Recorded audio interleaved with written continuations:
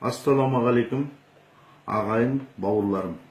Мына телефоннан қараймыз, интернеттен қараймыз, қаншама Қытайдың жігіттері мына қазақтың қыздарын танысуға, айттыруға келе жатыр дейді. Мынаны таратып отқан агент, өте намысқой, сондай ақша үшін барлық нәрсені сататын агент екен. Өзінің қарагөз қарындастарын жарнамалап, 15 мың үшін болмайтын, солардан алатын ақша үшін жеңгетайлыққа барып отыр. Бұларды сутенер деп айтады. Бұларды жоғары жақта отырған ағаларымыз қалай көрмей отыр, қалай бұған көз жұмып отыр, бұны да түсінбей жатырмыз. Мысалға, алайық, мына депутат ағаларымыз заң шығарады. Заң шығарғанда халыққа пайдалы заңды шығарғанын көрмеппіз. Неге десеңіз, өздеріне пайдалы заңдар шығарады. Қандай заң? Мысалға, взятка алу, оларды қамау, және соңғы кезде үй қамаққа, жеңілдетілген түрде үй қамаққа шығару. Потому что оны өздері взятка береді. Потому что халық кімге взятка береді? Халық ешкімге взятка бермейді. Оның өздерінің бастарына май жағалмай жүрген халық кімнен взятка алуы мүмкін? Өздері взятка алатын болсын, осындай жеңіл заңдар шығарып қойған. Және бір заң шығарды, ол мына жүргізушілерге арналған заңдар. Бұларға штрафты өлтіріп салып қойды. 18 мың, 20 мың. Ол, мысалға, өзінің семьясын зорға асырап жүрген адамдар оны тауып беріп бірдеңе қылып төлейді. Ал депутаттардың, олардың өздерінің штраф төлеп жатқанын ешкім білмейді, және көрмейді. Оларға штраф жазылмайды ғой. Олар гай тоқтатпайды.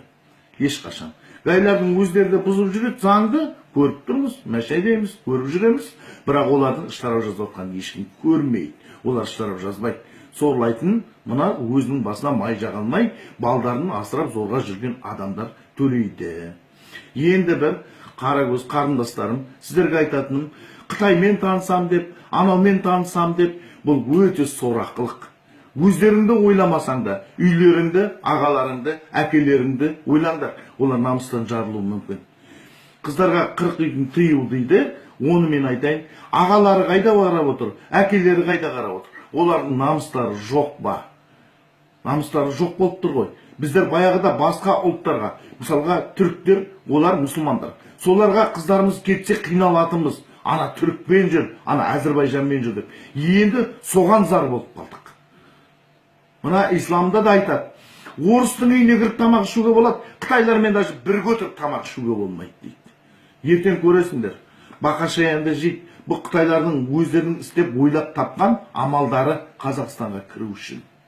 Егер де осы агент Ақтауда болатын болса, адайлардың арасында болатын болса, ол бір күнде болмайды.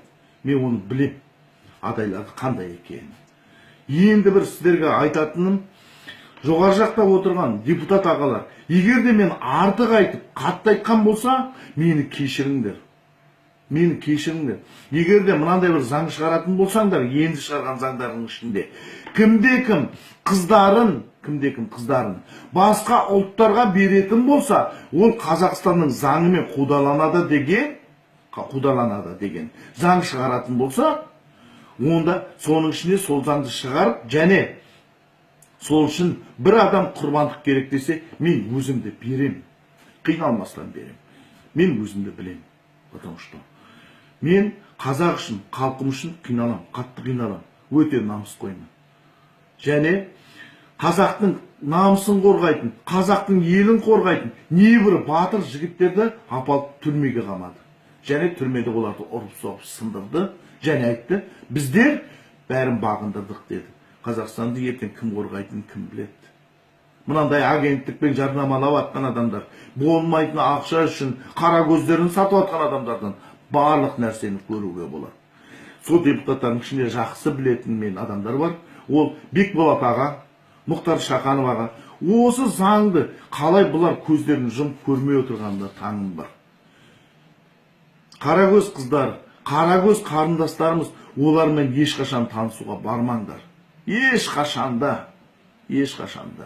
Неге десең, өздеріңнің бауырларыңды, өздеріңнің әкелеріңді жер қыласыңдар, болмайтыны ақша үшін. Нағыз егерде болмаса, егерде Қазақстанда қыз көп дейтін болатын болса, екеу, үшеу әйелден алайық. Басқа амал жоқ.